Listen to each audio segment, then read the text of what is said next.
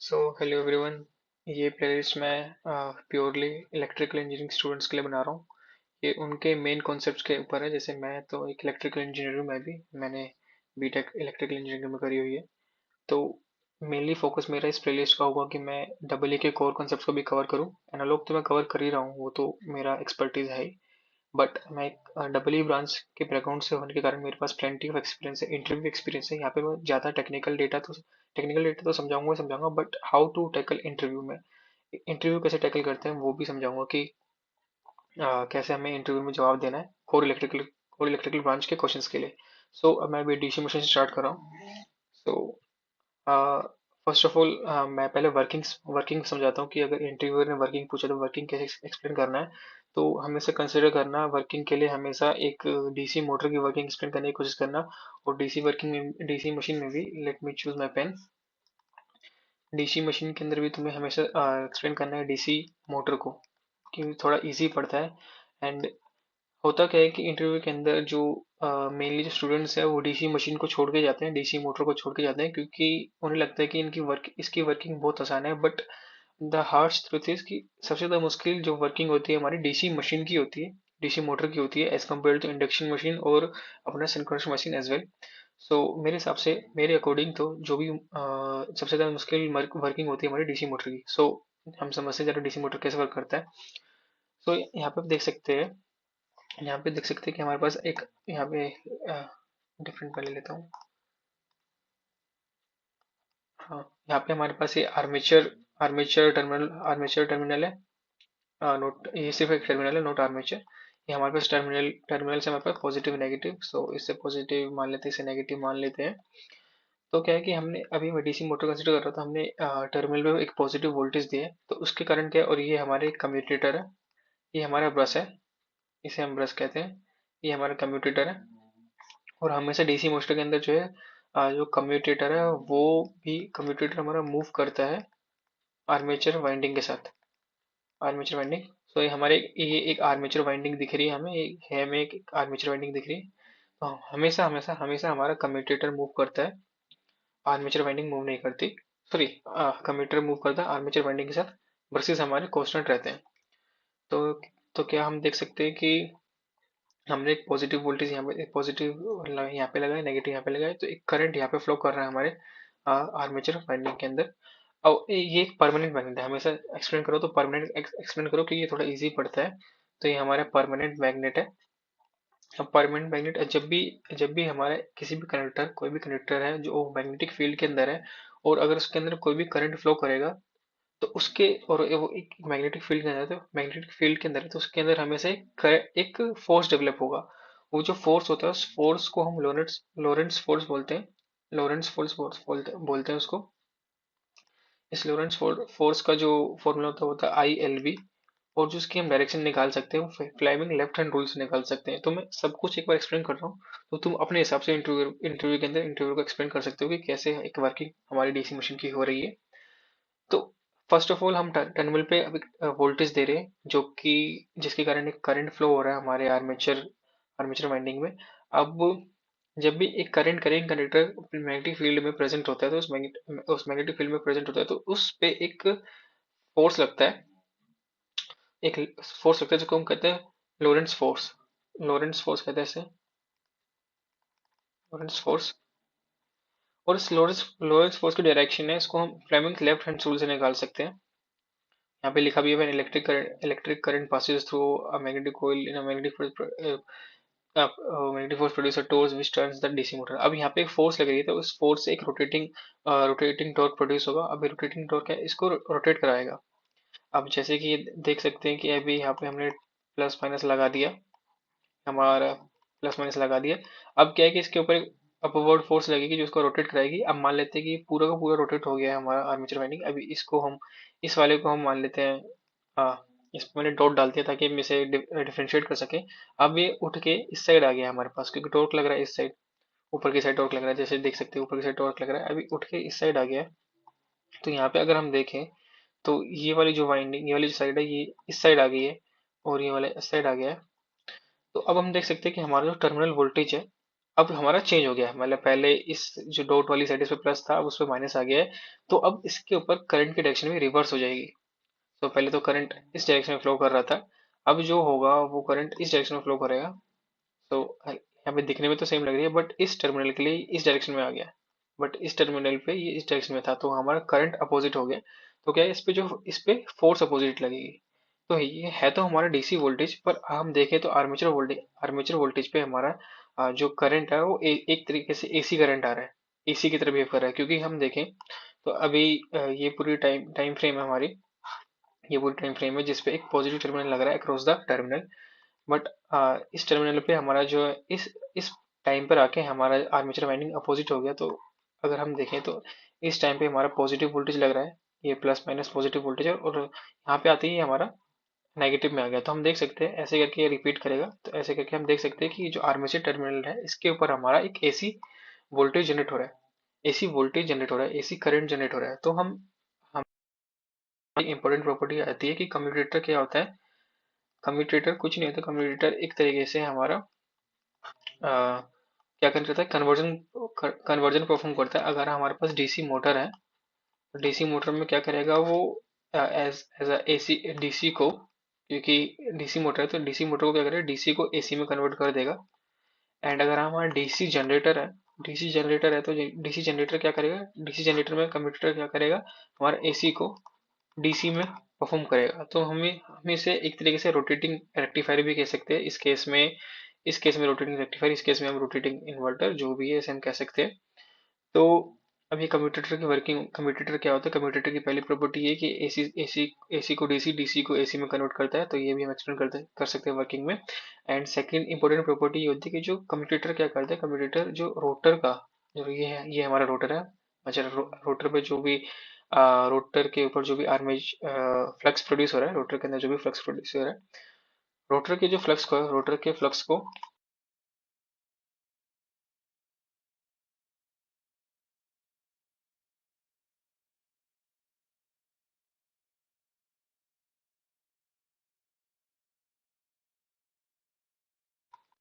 To as compare to stator flux.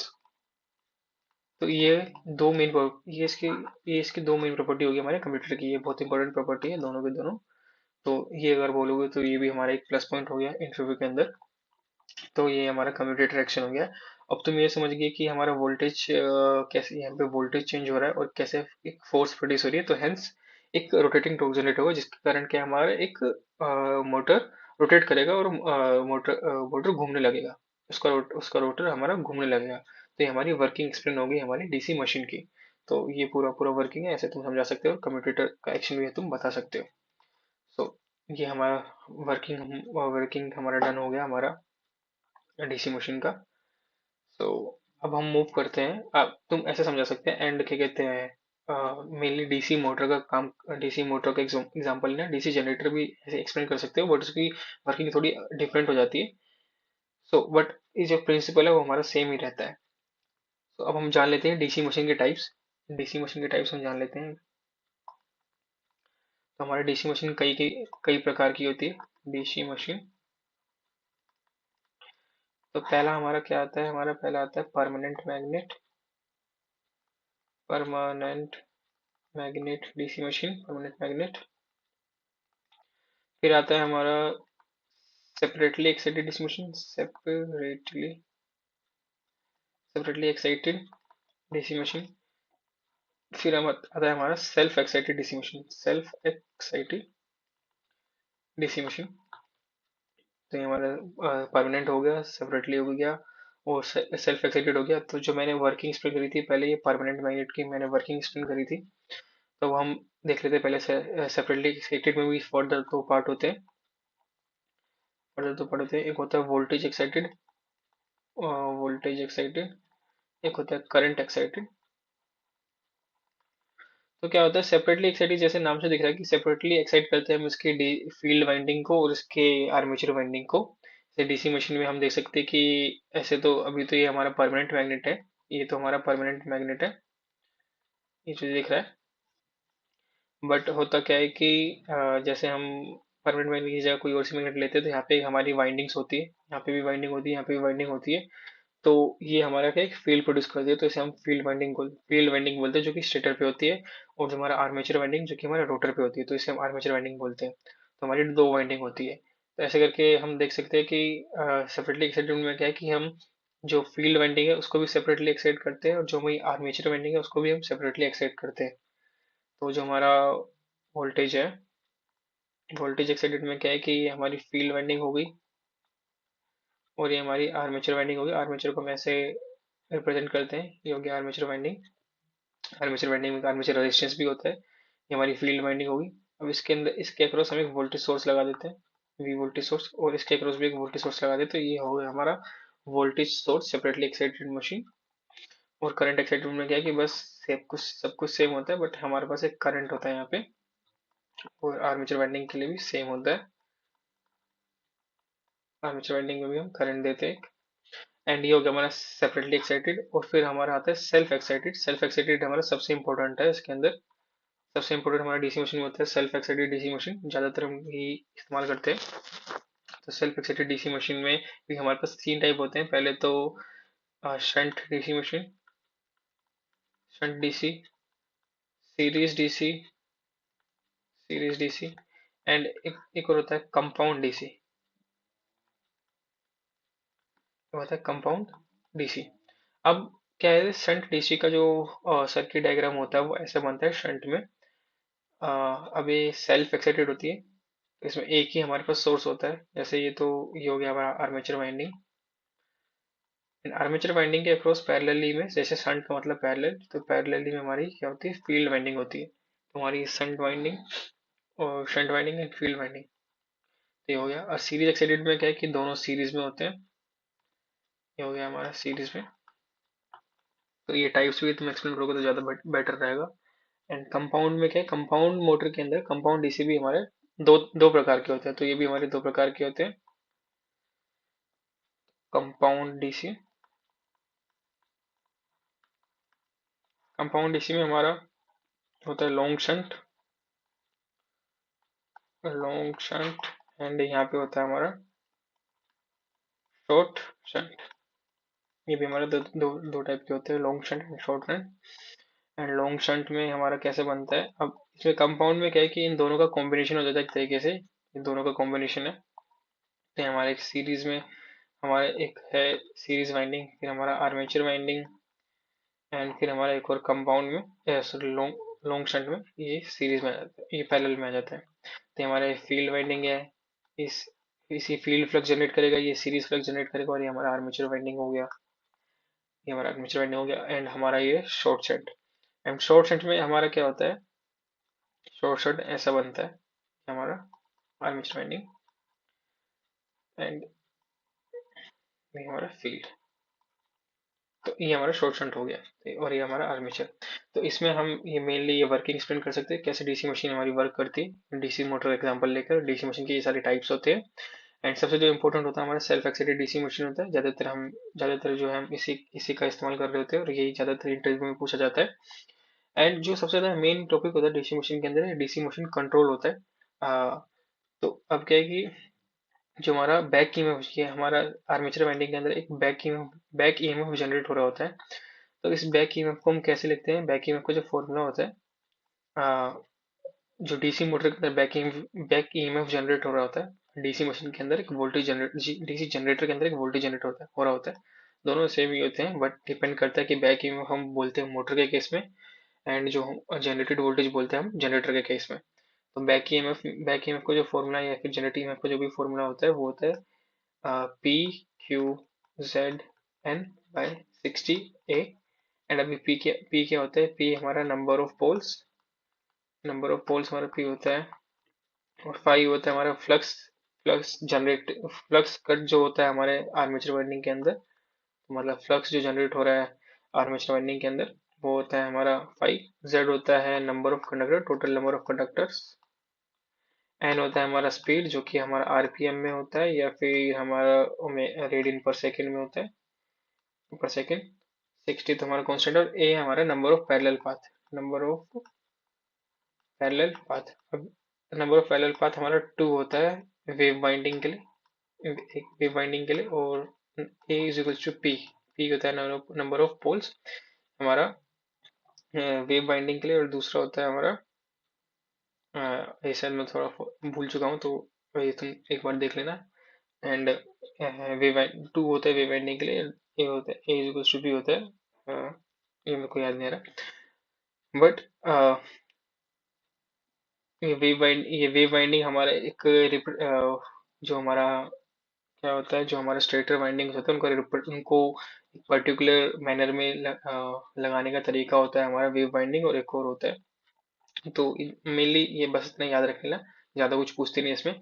तो EB को अगर हम इसको, ये भी हमारा कांस्टेंट रहता है, नंबर ऑफ पोल्स कांस्टेंट रहता है हमारा, नंबर ऑफ कंडक्टर कांस्टेंट रहता है, 60 कांस्टेंट रहता है, और ये भी कांस्टेंट रहता है। तो अगर हम सब कांस्टेंट्स को इकट्ठा करके एक कंबाइन कर दे, क्लब कर दे, तो हमारा जो एक फॉर्मूला बनता है बैक ईएमएफ का, वो फॉर्मूला बनता है फाई एन, के फाई एन। ये हमारा एक नया फॉर्मूला बन गया, ये हो गया। ये हमारा इंपॉर्टेंट फॉर्मूला होता है, इसे याद रखने की बात होती है। ये हमारे इंटरव्यू में पूछ भी लिया जाता है। तो हमारा एक ये हमारा बैक ईएमएफ का फॉर्मूला हो गया के फाई एन। सो और इसके नेक्स्ट पार्ट में अब मैं डिस्कस करना इसके नेक्स्ट पार्ट में हम डिस्कस करेंगे कि स्पीड कंट्रोल कैसे होता है। एंड मोर थिंग कि हमारा जो टॉर्क जनरेटेड होता है, हमारा टॉर्क जो जनरेटेड होता है वो होता है, अब जैसे कि जो हमारा, जब भी हम किसी किसी डीसी मोटर को लेते हैं, ये हमारी डीसी मोटर है, इसके अंदर हम क्या है, एक मैकेनिक डीसी जनरेटर मान लेते हैं, डीसी जनरेटर या डीसी मोटर जो भी हम ले सके। तो हमारा इसके अंदर क्या है कि अगर डीसी मोटर है तो डीसी मोटर में पहले हम क्या है, एक इलेक्ट्रिकल पावर देंगे, जिसके कारण एक मैकेनिकल पावर जनरेट होगा। जैसे कि डीसी मोटर का केस होगा, जनरेटर के केस में अपोजिट होता है। तो क्या होता है, जो पावर अब हम लॉसेस नेगलेक्ट कर दे, तो हमारा जो इलेक्ट्रिकल पावर होगी मैकेनिकल पावर के इक्वल आ जाएगी। तो जो इलेक्ट्रिकल पावर होती है डीसी मोटर के केस में हो जाएगा E back EMF, back E E V into E V into, and ये होता है इस equals to tau omega M, E V into armature armature current. ये हमारा आर्मेचर करंट मोटर के केस में, आर्मेचर करंट यहाँ से जो निकलता है मोटर केस में सॉरी आता है यहाँ पे आर्मेचर करंट आई ए। तो ई बी इंटू आई ए, ये हो गया हमारा ये हो गया हमारा पावर इक्वेशन बैलेंस। तो अगर यहाँ से हम टॉर्क निकालें, टॉर्क का जो फॉर्मूला बनता है वो बनता है ई बी इंटू आई ए अपॉन ओमेगा एम। ओमेगा क्या है हमारा, ओमेगा हमारा स्पीड है, मोटर की स्पीड है रेडियन पर सेकंड में। इसको एक बार के लिए अभी हम, अब जो ईबी होता है, ईबी होता है के फाई एन। अब ईबी को हम एक और फॉर्मूले से जाना जा सकता है, जो जनरेटेड ईएमएफ है उसको हम के डैश मान लेते हैं, क्योंकि इसके अंदर कुछ कांस्टेंट होगा, और ये हो जाएगा ओमेगा एम। तो उसको हम, अब क्या है, अब हमने ये तो आरपीएम में था, इसको कन्वर्ट कर दिया हमने रेडियन पर सेकंड में, और वही इसको हम पुट कर रहे हैं इसकी जगह, इसे काट के डैश फाइव ओमेगा में पुट कर रहे हैं इंटू आई ए वन ओमेगा में। ओमेगा में से ओमेगा में कट गया, तो हम देख सकते हैं कि जो हमारा टॉर्क है, टॉर्क हमारा कैसे हो रहा है, के डैश फाइव आई ए। तो किसी भी डीसी मशीन में, डीसी मोटर में जो हमारा टॉर्क होता है, टॉर्क हमारा डायरेक्टली प्रोपोर्शनल टू आई ए होता है। ये तो हमारा हो गया पहला पार्ट। टॉर्क टॉर्क इक्वेशन हमने ड्राइव भी कर ली, टॉर्क इक्वेशन आती कैसे। और हमारा बैक ईएमएफ और जनरेटेड ईएमएफ होता है, वो होता है के फाई एन। तो ये हमारा दूसरा पार्ट, तो ये भी हमें याद रखना है, ये भी हमें याद रखना है। एंड ये याद रखने की नीड नहीं है। टाइप्स ऑफ डीसी मोटर बहुत इंपॉर्टेंट है और उसकी वर्किंग बहुत इंपॉर्टेंट है। तो अब नेक्स्ट पार्ट में हम डिस्कस करेंगे इन सब का कंट्रोल एक्शन, कि हम इसे हम कैसे कंट्रोल कर सकते हैं, speed control of DC motor. इससे पहले स्पीड कंट्रोल से पहले मैं कुछ चीज एक्सप्लेन कर देता हूँ। ब्रेकिंग, ब्रेकिंग भी पूछ लेते हैं काफी बार इंटरव्यू के अंदर, ब्रेकिंग पूछ लेते हैं। तो मैं ब्रेकिंग एक्सप्लेन कर देता हूँ। ब्रेकिंग क्या है, ब्रेकिंग भी हमारी तीन टाइप की होती है। पहली रीजनरेटिव ब्रेकिंग, ज्यादा नहीं, बस इस पे डेफिनेशन वगैरह पूछते हैं और कुछ नहीं। रीजनरेटिव ब्रेकिंग सेकंड होता है हमारा प्लगिंग, एंड और हमारा थर्ड होता है डायनामिक ब्रेकिंग। डायनामिक ब्रेकिंग, अब रीजनरेटिव ब्रेकिंग में क्या होता है, रीजनरेटिव ब्रेकिंग में हमारा जो भी बैक ईएमएफ आ रहा होता है, जो कि ब्रेकिंग हमेशा मोटर के अंदर होती है, मोटर के अंदर जो ब्रेकिंग होती है उसके अंदर हमेशा जो भी बैक ईएमएफ आ रहा होता है, उस बैक ईएमएफ की जो पावर होती है उसको हम रिकवर कर लेते हैं उस पावर को हम वापस से सप्लाई की तरफ भेज देते हैं या वापस से बैटरी की तरफ भेज देते हैं ताकि उस पावर जो वेस्ट वेस्ट होने वाली जो पावर है उसको हम स्टोर कर सके। तो उसे कहते हैं हम रीजनरेटिव ब्रेकिंग। तो इतना एक्सप्लेन कर दोगे काफी है। एंड इसका कुछ सर्किट डायग्राम होता है, मतलब वो ज्यादा इंपॉर्टेंट नहीं है, पर देख लोगे तो प्लस पॉइंट हो जाएगा तुम्हारे लिए। फिर प्लगिंग। प्लगिंग में क्या होता है? प्लगिंग में कुछ नहीं, बस जो हमारी डीसी मोटर होती है, जैसे अभी हमारा ये बिल्कुल प्लस टर्मिनल से कनेक्टेड है यहाँ पे, और अभी किसी किसी स्पीड पे मूव कर रही है, एन स्पीड पे। अब प्लगिंग में क्या है कि इसके टर्मिनल्स को हम रिवर्स कर देते हैं। अब इसके टर्मिनल को हमने रिवर्स कर दिया।